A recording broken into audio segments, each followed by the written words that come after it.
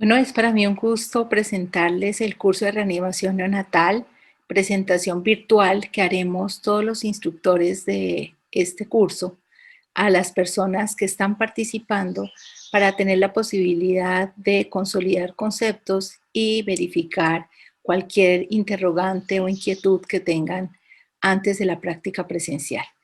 El objetivo básicamente de esta presentación es poder estandarizar las actividades a realizar durante la atención del recién nacido que requiere algún tipo de maniobra de reanimación y es una herramienta sencilla y práctica para fortalecer las capacidades cognitivas y técnicas individuales y de equipo que permiten prestar una atención oportuna, segura y pertinente en estos bebés.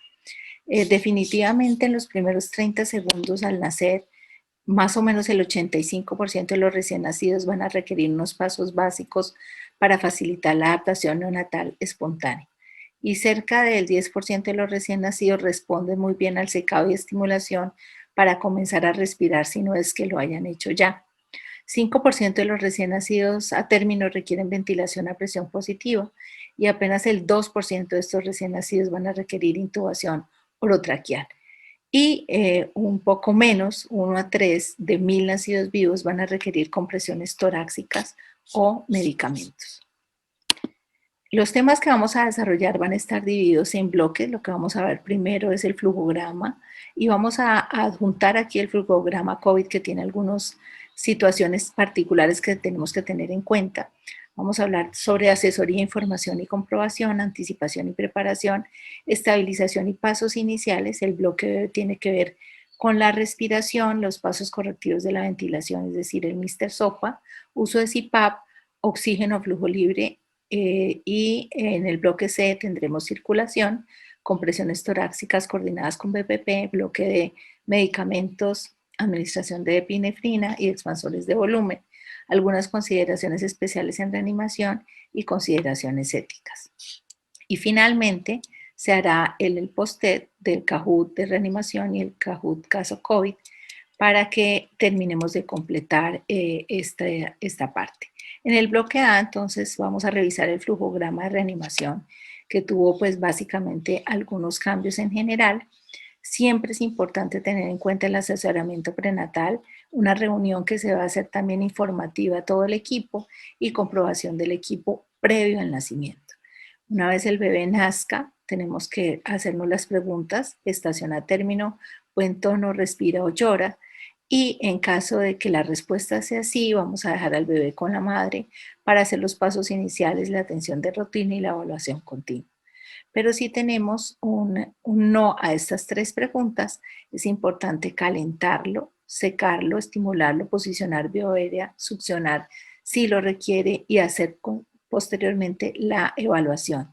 Presencia de apnea o quejido, la frecuencia cardíaca si es menor o no de 100 latidos por minuto. Y dependiendo de eso, pues revisaremos si hay necesidad de ventilación a presión positiva. Recordar que este es el momento para colocar pulsoximetría y considerar siempre, en caso de que requeramos una vía alterna, monitoría cardíaca. Si tenemos, al contrario, dificultad para respirar o cianosis persistente, siempre posicionamos la vía aérea, succionamos si lo requerimos, colocamos pulsoximetría para objetivizar ese hallazgo que estamos encontrando, oxígeno a flujo libre si se requiere y considerar siempre el CPAP. Si la frecuencia cardíaca después de haber hecho estas intervenciones es debajo de 100, siempre tenemos que tener en cuenta que hay que hacer una aseguración de la ventilación, es decir, considerar intubación orotraqueal o máscara laringea y considerar un monitor cardíaco. Si la frecuencia cardíaca es menor de 60, tener en cuenta si requiere intubación si no se ha hecho e iniciar compresiones torácicas. Estas deben ser coordinadas y con el FiO2, es decir, fracción inspirada de oxígeno ya al 100%, y es el momento de estar considerando un catéter venoso umbilical. Si la frecuencia cardíaca, a pesar de dar ventilación a presión positiva por un minuto con vía aérea asegurada y oxígeno al 100%, continúa por debajo de 60 latidos por minuto, requerimos uso de epinefrina cada 3 a 5 minutos, y si esta continúa por debajo de 60, siempre tenemos que considerar hipovolemia o neumotórax, y en el caso de hipovolemia requeriríamos un expansor de volumen a 10 cc por kilo. Recordar siempre que en todo el tiempo que estemos revisando el flujograma, tenemos que considerar las tablas de saturación de oxígeno objetivo y siempre tener en cuenta cuál es la fracción inspirada de oxígeno con la que debemos iniciar la ventilación a presión positiva dependiendo de la edad gestacional. En el flujograma adaptado para COVID, pues básicamente es muy importante siempre tener en cuenta esos hijos de madres con sospecha o confirmación para COVID-19, porque pues básicamente en caso de que se haga la prueba y esta sea positiva, se necesita un aislamiento materno. La madre sintomática respiratoria moderada severa o la materna bajo riesgo tienen amenaza de parto prematuro y es muy importante el asesoramiento prenatal, hacer también una exposición informativa para que el equipo de reanimación esté verificando absolutamente todo y tengamos en cuenta esta condición particular de infección materna. Se debe tener el mínimo personal necesario en salas y se debe hacer uso de todos los elementos de bioseguridad. Se debe tener una persona a cargo dentro de esta reanimación que tenga muy buen entrenamiento en intubación durante la atención como parte del equipo. Y adicionalmente nos volvemos a hacer las mismas preguntas que ya revisamos en el flujograma. Si el recién nacido se adapta adecuadamente y la madre sintomática sospechosa es positiva de COVID-19, se debe mantener en incubadora cerrada y se deben realizar los cuidados de rutina en el bebé. Si el recién nacido se adapta adecuadamente y la madre es asintomática o es positiva, permitir contacto piel a piel temprano, si la madre lo permite. Siempre es importante tener en cuenta que este paso debe ser preguntado previamente a la madre. Adicionalmente, se recomienda, en caso de que requiramos hacer succión, que se debe hacer siempre con succión cerrada para el manejo de secreciones. En caso de que el paciente presente apnea bradicardia o frecuencia menor de 100, es decir, cualquier indicación para ventilación a presión positiva, se debe hacer preferiblemente con pies en T, con un filtro de alta eficiencia y no utilizar filtros en menores de 1000 gramos. Se debe verificar siempre que hay un sellado adecuado de la máscara y evitar desconexiones del sistema de oxigenación. Si la frecuencia cardíaca continúa por debajo de 100, se debe considerar la máscara laringe como una alternativa a la ventilación con bolsa y máscara.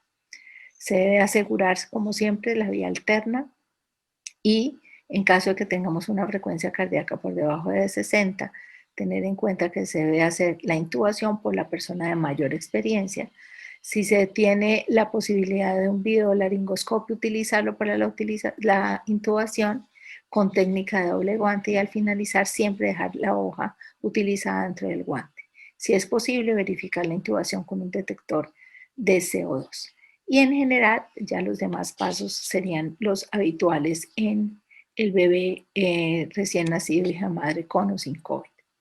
Es muy importante la anticipación y la preparación. Recuerden que esto garantiza que tengamos mejores resultados en la reanimación y dentro de esos está la consejería previo al nacimiento, o sea, una consejería neonatal, la exposición informativa para el equipo de reanimación y siempre chequear el equipo.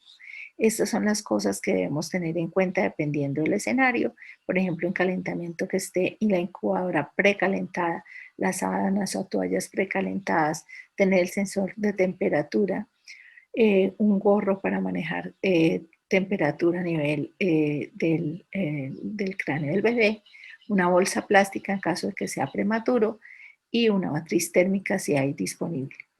Siempre tener en cuenta todos los equipos que necesitamos para despejar vía aérea, para auscultar, para ventilar, para oxigenar, para intubar o en caso de que requiramos medicamentos. Se debe asegurar la disponibilidad y funcionalidad de todos los elementos y dispositivos y aquí debemos realizar 4 preguntas preparto. ¿Cuál es la edad gestacional esperada? ¿El líquido amniótico es claro o no? ¿Hay algún factor de riesgo adicional? ¿Y cuál es el plan de manejo del cordón umbilical? Esta es la 4ª pregunta que se instauró como cambio en el 2020 para ser implementada a lo largo de estos 5 años. Es muy importante tener en cuenta que adicionalmente, fuera de la planeación de la reanimación y de la información, tenemos que definir cuál va a ser la situación del bebé, hacer una asignación de roles y mirar qué se espera de cada uno posicionar a cada uno de los miembros del equipo en el área de reanimación para que lo hagamos de una forma más coordinada y sin tener obstáculos para hacerlo de una forma adecuada. Los factores de riesgo neonatal son estos que ustedes ven listados en estas dos columnas, y básicamente vamos a tener factores de riesgo prenatales que usualmente tienen que ver con la madre, con las enfermedades, con las situaciones que ha tenido durante su control prenatal, si son gestaciones postérminos o múltiples, etcétera, que ponen en riesgo a ese bebé. Pero también hay factores de riesgo intraparto, que son los que ustedes ven aquí listados y que hay que tener en cuenta cuando vamos a atender este tipo de bebés en su adaptación.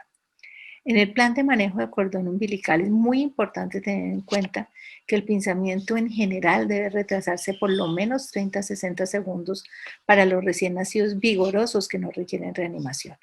Pero aún no hay una evidencia suficiente para hacer una recomendación definitiva sobre el momento del pinzamiento del cordón umbilical para los recién nacidos no vigorosos. Por lo tanto, hay que tener en cuenta en ese plan de manejo de cordón que si yo tengo un desprendimiento prematuro de la placenta o tengo sangrado por placenta previa o una basa previa o desgarro del cordón umbilical, el cordón se debe ligar inmediatamente después del nacimiento.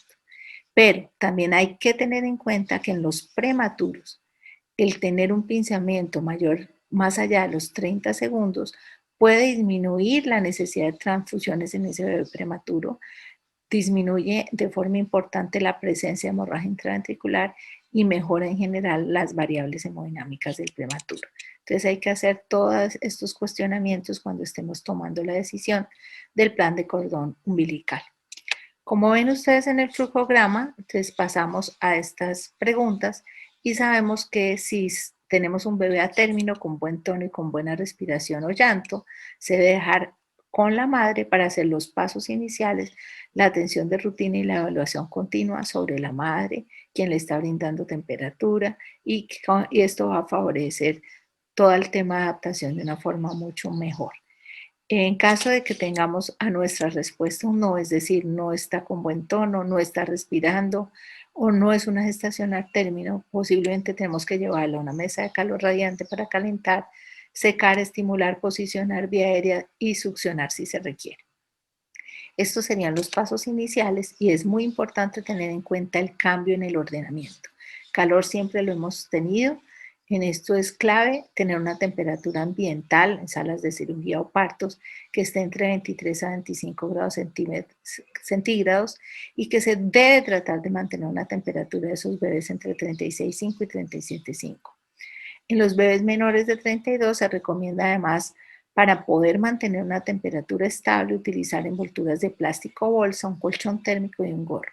Pero también es importante tener en cuenta que se debe evitar la hipertermia, es decir, las temperaturas por encima de 38. El segundo paso es el secado y estimulado. Esto es lo que cambió respecto a lo anterior. Y posteriormente, después de secar y estimular, ahí sí posicionamos la cabeza en posición neutra, como vemos acá. Si se requiere un rollo, pues lo utilizamos. Y solamente si se requiere despejar la vía aérea, lo vamos a hacer siempre primero boca y posteriormente nariz. Se debe realizar con una sonda de succión o perilla o un succionador de meconio y se realiza solo si el recién nacido tiene una obstrucción evidente para la respiración espontánea o requiere ventilación con presión positiva. Ahora bien, entrando al bloque B, vamos a encontrar cuáles son las indicaciones para la ventilación a presión positiva.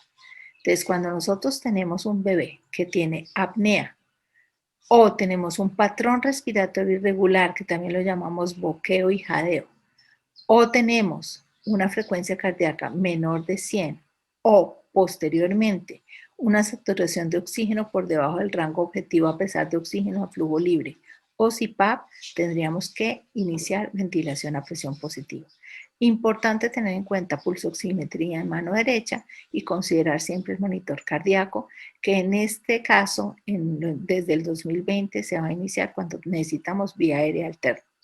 ¿Cómo sabemos que tenemos una respuesta a esa ventilación a presión positiva?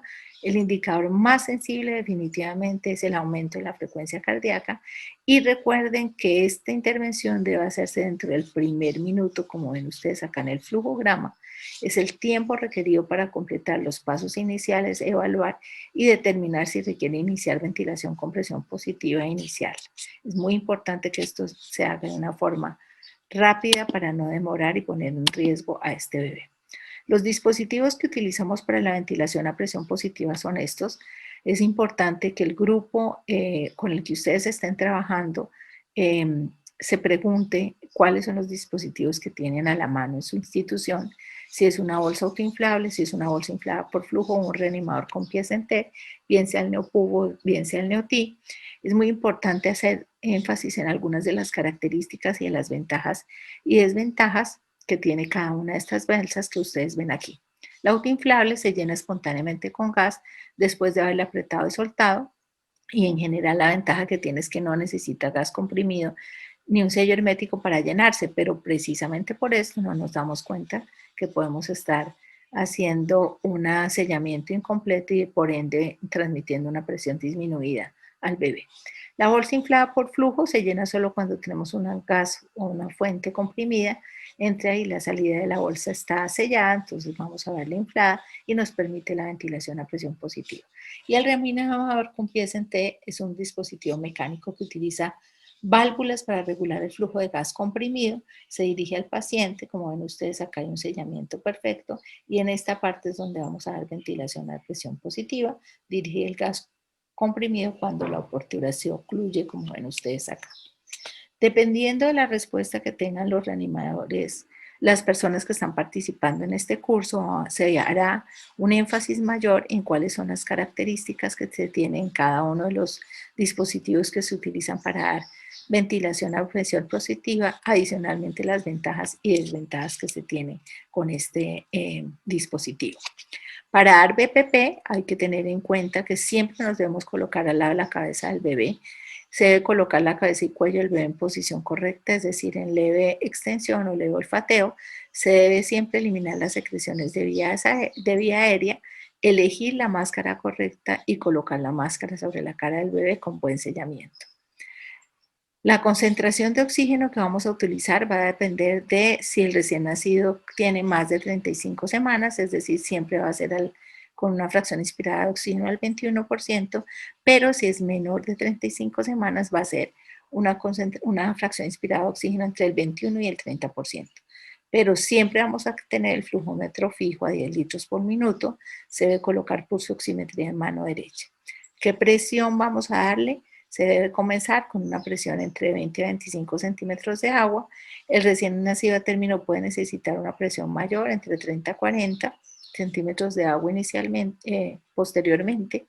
Y cuando se utiliza PEP, el ajuste inicial sugerido es de 5 centímetros de agua. ¿Qué frecuencia vamos a dar en esa ventilación a presión positiva por minuto? Entre 40 a 60 respiraciones por minuto. Y vamos a decir, cada vez que vamos a hacer la ventilación, decimos ventilo, cuando soltamos 2, 3, para permitir que haya un tiempo inspiratorio cuando decimos ventilo y 2 tiempos expiratorios cuando decimos 2 y 3. Vamos a estar diciendo cada vez que damos ventilación a presión positiva, ventilo 2, 3, ventilo 2, 3, ventilo 2, 3, que es el ritmo que nos garantiza las 40 a 60 respiraciones por minuto. Siempre debemos evaluar la respuesta a la ventilación para presión positiva y para eso tenemos la mnemotecnia Mr. Sopa. Entonces, importante tener en cuenta que estos pasos correctivos usualmente se hacen de a 2 en 2. Primero vamos a evaluar el ajuste de la máscara, se vuelve a colocar la mascarilla, levantamos la mandíbula hacia adelante y consideramos el agarre con 2 manos para mejorar el sellamiento y el aire sería para reposicionar la cabeza y el cuello, ponerlo en posición neutra o ligeramente extendida. Una vez reajustamos la máscara y reposicionamos, damos 5 respiraciones y evaluamos el movimiento torácico. Si no hay movimiento torácico, se siguen los siguientes pasos de evaluación, que serían succionar boca y nariz usando una pera de goma o un catéter de succión y hacemos apertura de la boca o de open o A de abrir Usa uno un dedo para abrir suavemente la boca y posteriormente damos 5 respiraciones y evaluamos nuevamente el movimiento torácico, y en caso de que no lo veamos, vamos a aumentar la presión con la que damos esa ventilación a presión positiva. El incremento usualmente se hace entre 5 a 10 centímetros de agua. La presión máxima recomendada en el recién nacido atérmico es de 40 y en el recién nacido prematuro es de 30. Volvemos a dar 5 respiraciones y evaluamos el movimiento torácico. Si persiste sin movimiento torácico, debemos considerar un modo ventilatorio alternativo, es decir, colocar una máscara laríngea o un tubo endotraqueal. Y siempre vamos a dar BPP y evaluar el movimiento torácico y los sonidos respiratorios para estar seguros de que nuestra técnica es la apropiada. Acuérdense que el indicador más importante definitivamente es el aumento de la frecuencia cardíaca. Pero podemos tener el escenario de un recién nacido que está respirando, pero lo hace con dificultad respiratoria. En ese momento podemos dar una presión positiva continua en la vía aérea. La presión que estamos dando es la presión expiratoria. Entonces, es útil cuando el bebé respira espontáneamente, tiene frecuencia mayor de 100, pero respira con dificultad o presenta saturaciones bajas. El CPAP se realiza ajustando la perilla de control del PEP a 5 centímetros de agua, y la recomendación es no aumentarlo más allá de 8. Nos va a permitir abrir la vía aérea, mejora la expansión pulmonar, mejora la capacidad residual funcional, previene el colapso alveolar, preserva el surfactante y mejora definitivamente el intercambio gaseoso. ¿Cómo lo vamos a hacer? A través del dispositivo en T, o se puede hacer también con el NEOTI o con una bolsa mediada por flujo que tenga el manómetro y que nos permita graduar en esta rosca la presión al final de la expiración. Y obviamente se administra creando un sello hermético entre la cara del bebé y la máscara. Si el bebé no está respirando efectivamente, recuerden que se debe administrar respiraciones con ventilación a presión positiva en vez de CPAP. ¿Cuándo vamos a hacer intubación en nuestro paciente? Entonces, la intubación se va a dejar únicamente cuando la ventilación con bolsa y máscara es inefectiva. Cuando hay necesidad de compresiones cardíacas, como lo revisamos en el flujograma, cuando la ventilación a presión positiva es prolongada y la distensión abdominal nos puede estar generando una limitación, es decir, una restricción pulmonar. Para la succión directa de la tráquea si hay una obstrucción por secreciones espesas y la sospecha de una hernia diafragmática. Dentro de la técnica es muy importante revisar pues básicamente las gráficas que vemos ahí, los dibujos, pero es clave insertar la hoja de laringoscopia del lado derecho de la lengua y se va deslizando hacia la línea media. Se avanza la hoja hasta que la punta queda en la vallécula, ahora le vamos a ver la referencia bien. Sostenemos el laringoscopio en la línea media y empujamos suavemente la lengua a la izquierda de la boca para poder identificar los puntos de referencia que son los que ustedes ven en este punto. Aquí vamos a ver la epiglotis, las cuerdas vocales que tienen esta forma de V invertida, y la glotis y el esófago en la parte posterior.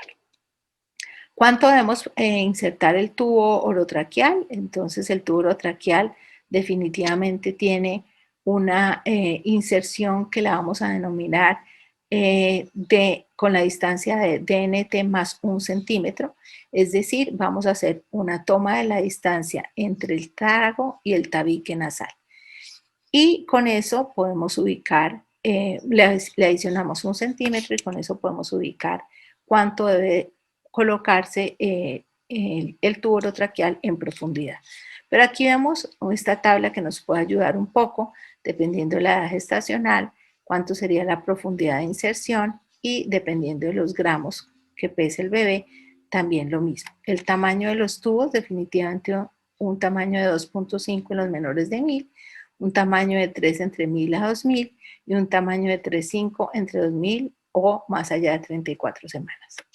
Y adicionalmente, la mnemotecnia, que tenemos nasotrago más 1 igual profundidad en centímetros, pero hay que tener en cuenta y siempre debemos estar reevaluando el desplazamiento, si hay obstrucción, si tenemos neuromotoras o si el equipo falla con la mnemotecnia DON. Adicionalmente, es importante tener en cuenta que es importante tener en cuenta siempre esta situación en los bebés para tener la posibilidad de generar cualquier intervención para evitar tener que llegar a hacer innecesariamente, por ejemplo, compresiones, porque el problema sea más de un desplazamiento del tubo o de una obstrucción. Dentro de los cambios que se hicieron del manual de reanimación, en el 2020 se habla de que el monitor cardíaco, que anteriormente se colocaba cuando necesitábamos dar compresiones, en este momento se debe colocar cuando se necesita una vía alterna. Se recomienda un monitor cardíaco para la evaluación más precisa de la frecuencia cardíaca del bebé. Esto es muy importante tenerlo en cuenta. Ahora bien, en el bloque C vamos a mirar las indicaciones de compresiones cardíacas, medicamentos y expansores de volumen, siguiendo el flujograma. Entonces, sabemos que para iniciar las compresiones cardíacas debemos haber dado ventilación a presión positiva durante por lo menos 30 segundos con buen movimiento del pecho, y cuando hacemos la evaluación encontramos una frecuencia cardíaca menor de 60.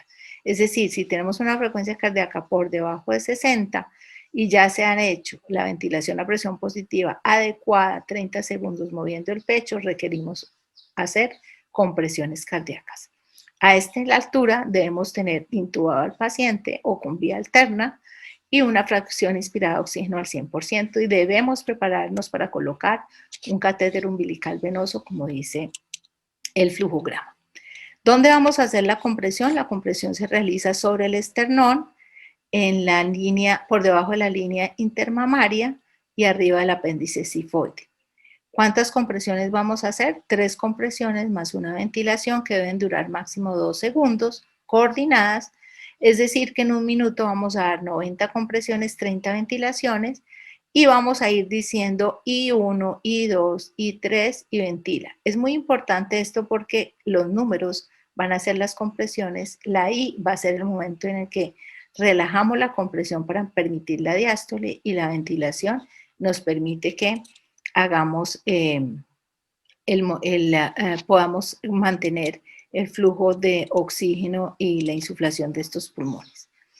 Cuando nosotros estamos dando estas compresiones vamos a tener oxígeno al 100%, y recordar que la frecuencia cardíaca en ese momento está por debajo de 60. Si mejora la frecuencia, es decir, sube a más de 60, ajustamos el oxígeno de acuerdo a las saturaciones meta que tengamos.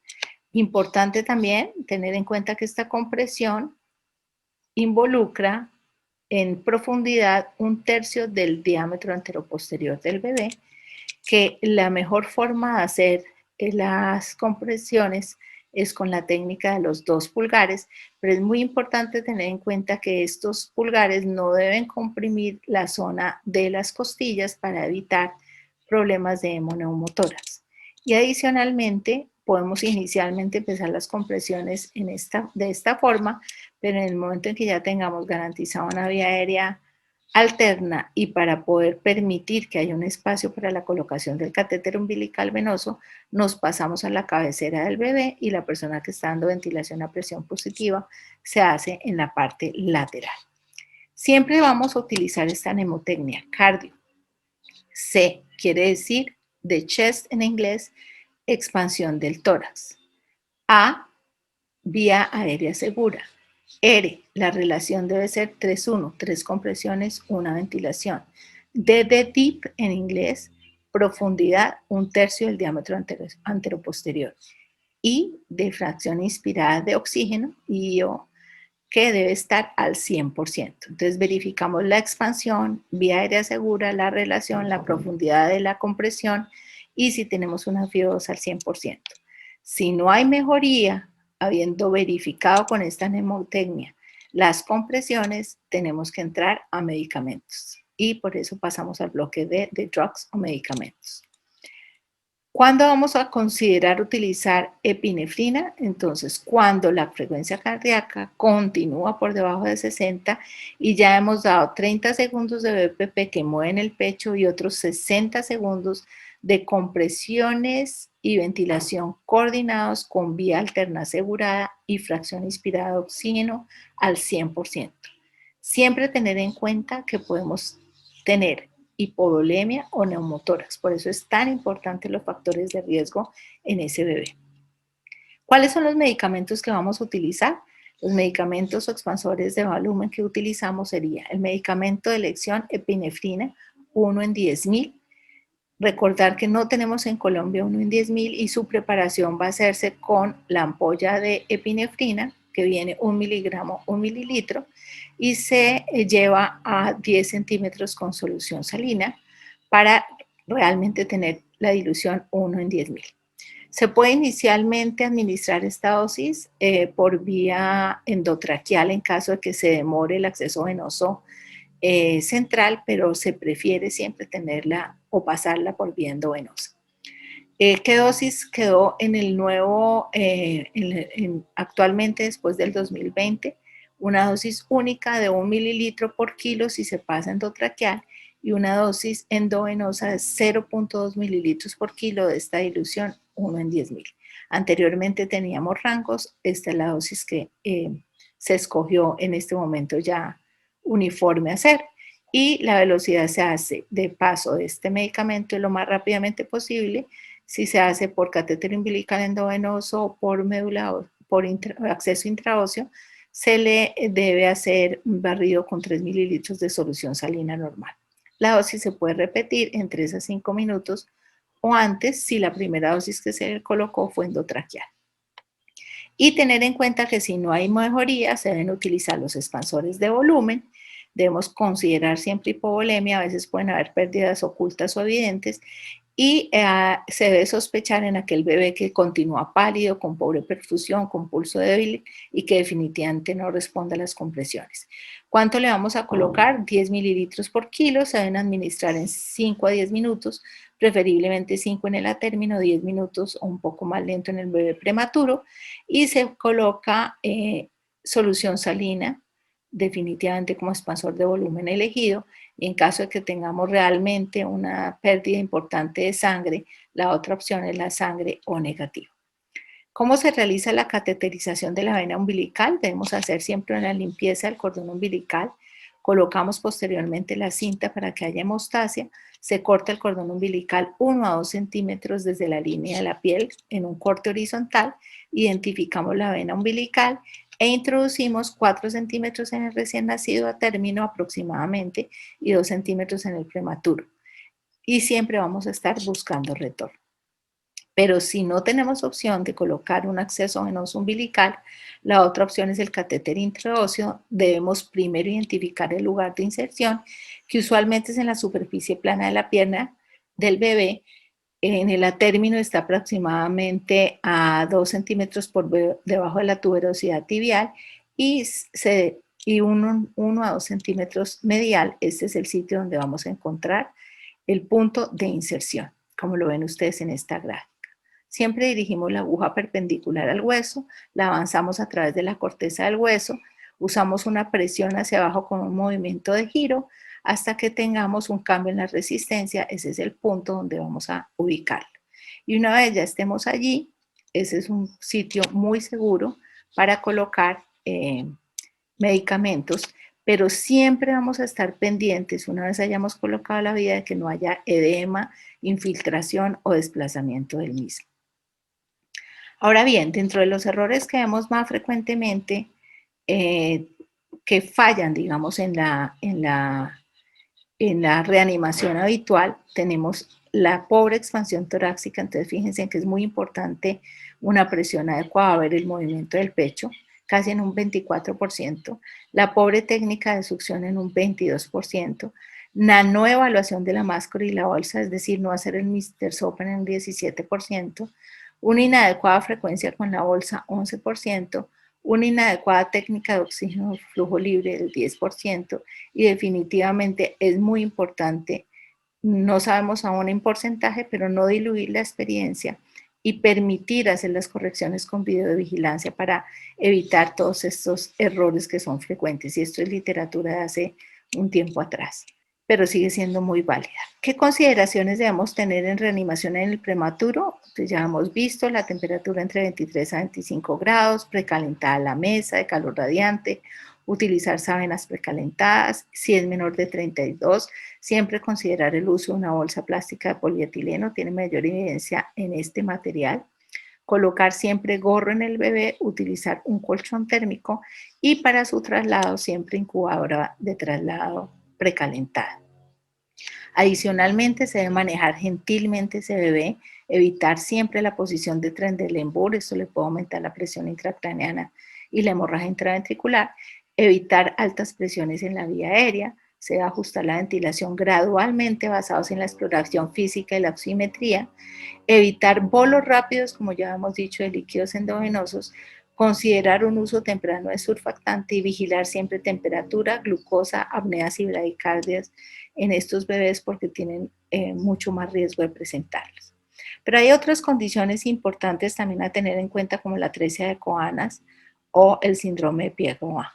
Es muy importante tener en cuenta que existen, por ejemplo, en la atresia de Coanas, la posibilidad de utilizar para mantener la boca y la vía aérea abierta un chupo modificado que se debe cortar básicamente la punta, se le llama chupete de McGovern, y se asegura con nudos alrededor del occipucio, como van a ver en la figura que les voy a mostrar a continuación. Entonces, en esta ustedes van a encontrar el corte. Se puede colocar a través de estos agujeros una cinta umbilical que va a mantener fija el chupete a través de esta maniobra para que se mantenga fija y permita tener una respiración oral. Pero lo mismo en el síndrome de Pierre-Robin, es ese bebé que presenta dificultad básicamente porque su boca es pequeña, la lengua se va hacia atrás y obstruye la vía aérea. Entonces, una de las posiciones que podemos usar en estos pacientes es tenerlo en decúbito prono, de tal forma que la lengua se pueda mover hacia adelante y abrir la vía aérea. Se puede colocar también una cánula de Guedel para sostener traccionada la lengua, y si esto no soluciona el problema, se puede considerar la intubación nasofaringea o la colocación de una máscara laringea. Entonces, como ven ustedes en esta gráfica. ¿Qué otras consideraciones a tener en cuenta? Siempre debemos tener y estar pendientes de presencia de neumotórax. Ustedes van a ver una asimetría en el tórax y adicionalmente una disminución en la auscultación del murmullo vesicular en esa área. Entonces, las dos posibilidades es colocar, pues básicamente un catéter que libere ese aire que está, ese neumotórax que está allí. Puede ser en el segundo espacio intercostal con línea media clavicular o a nivel del quinto espacio intercostal en la línea axilar anterior, donde se ubicaría básicamente un catéter con una llave de 3 vías conectada a una jeringa para poder realizar realmente la liberación de ese aire que está en la cavidad torácica. Siempre tener en cuenta que cuando no hay mejoría, tenemos que considerar obstrucción de la vía aérea, como los casos que ya vimos anteriormente, atresia o síndrome de Pierre-Robin, o puede haber también una función pulmonar disminuida por derrames pleurales, por ejemplo, en los casos de los bebés con hidrox, o neumotórax cuando se ha hecho una reanimación persistente y prolongada. Pero si vemos, por ejemplo, excavación de la cavidad abdominal y no teníamos, por ejemplo, los datos de ecografías previas, una hernia diafragmática también puede ser una de las situaciones, una hipoplasia pulmonar o una neumonía congénita severa. Si el bebé continúa bradicárdico a pesar de una ventilación eficaz, otra de las posibilidades es la cardiopatía congénita. Y en ocasiones también el recién nacido no logra respirar de forma espontánea, puede ser también causada por problemas de sedación o fármacos administrados a la madre. Pero también puede ser ese bebé que tenga una lesión cerebral encefalopática hipóxica isquémica con acidosis grave o un déficit congénito como una anormalidad estructural del cerebro o un trastorno neuromuscular. Todas estas consideraciones hay que tenerlas en cuenta, sobre todo cuando no hay mejoría a pesar de estar haciendo las cosas muy bien y el bebé todavía continúa con necesidad de apoyo. Dentro de los principios éticos es importante actuar con autonomía, justicia, beneficencia y no maleficencia. Definitivamente la reanimación neonatal es un tratamiento médico que suele ser complicado em, por excepciones, y la autonomía y la situación que amenaza la vida se debe considerar siempre. Se debe tratar y manejar todo este tipo de decisiones con los padres. El rol de los padres en la decisión de reanimación es decisivo. Se les debe dar la información completa, relevante, precisa, honesta y realista. Obviamente siempre puede haber incertidumbre respecto al alcance de las anomalías congénitas, el tiempo real de gestación, por ejemplo, o las probabilidades de supervivencia, el potencial de discapacidad grave, pero pues obviamente en todas estas circunstancias vamos a estar pendientes de cómo va la evaluación de este paciente o la evolución. Obviamente los estudios, las variaciones estadísticas, dependiendo de la institución donde nazca, pueden influir en el pronóstico, la edad gestacional, el peso y obviamente la salud de la materna y las complicaciones obstétricas y las situaciones genéticas.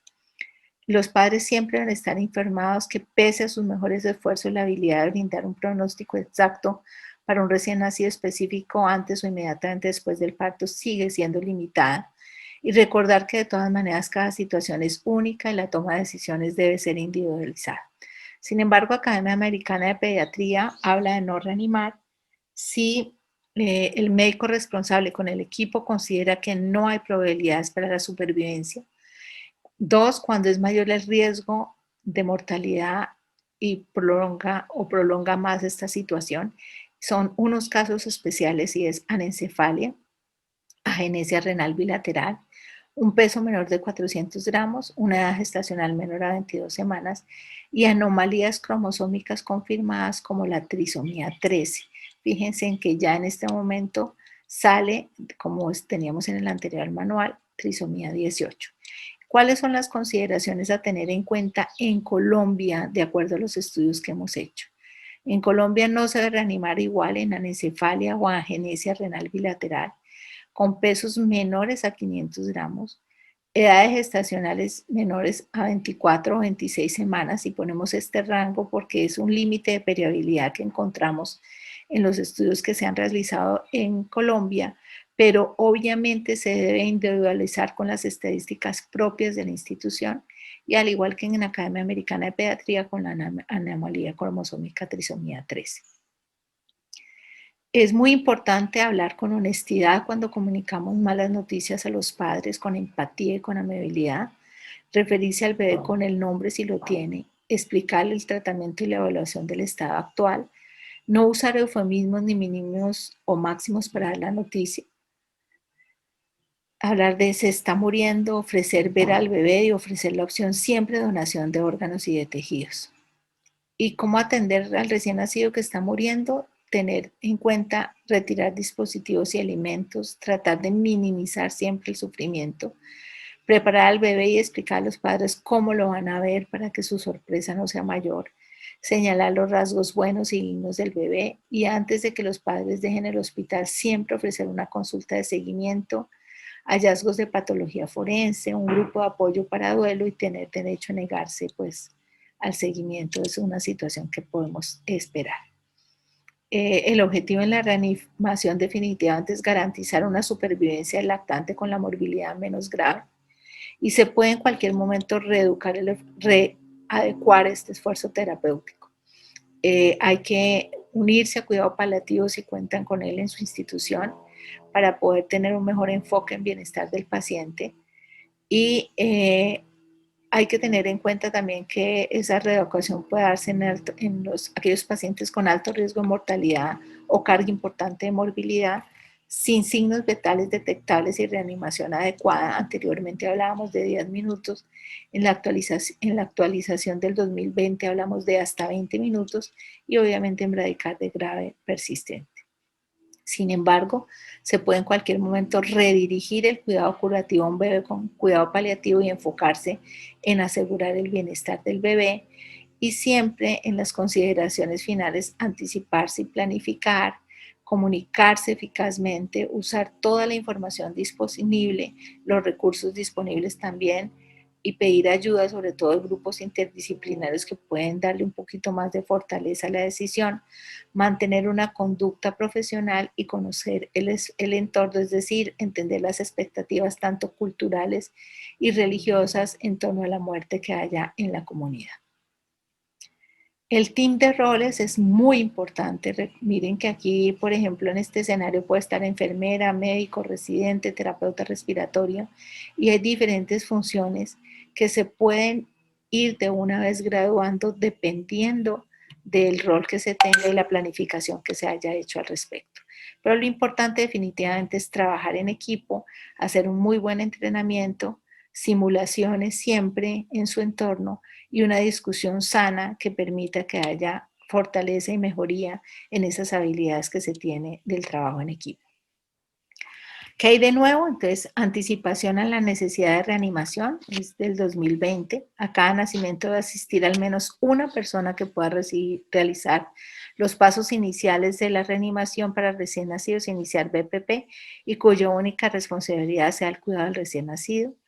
En el manejo de temperatura, lo nuevo, la colocación piel a piel con la madre de los recién nacidos sanos que no requieren reanimación después del nacimiento. Y en cuanto al acceso vascular, lo nuevo para los neonatos que requieren acceso vascular en el momento del parto, la vena umbilical es la vía recomendada, pero si no es factible, siempre tener en cuenta la intraósea. Estos son los cambios que ustedes ven. Adicionalmente, en la séptima edición teníamos factores de riesgo adicionales como cuarta pregunta y como tercera, ¿cuántas bebés? Actualmente pasa la cuarta pregunta a ser la tercera, factores de riesgo adicionales, cuántos bebés son ya no, y se incluye el plan de manejo del cordón umbilical que es tan importante. Se reorganizan los pasos iniciales, es decir, ahora es calentar, secar y estimular, posicionar vía aérea y succionar si se requiere.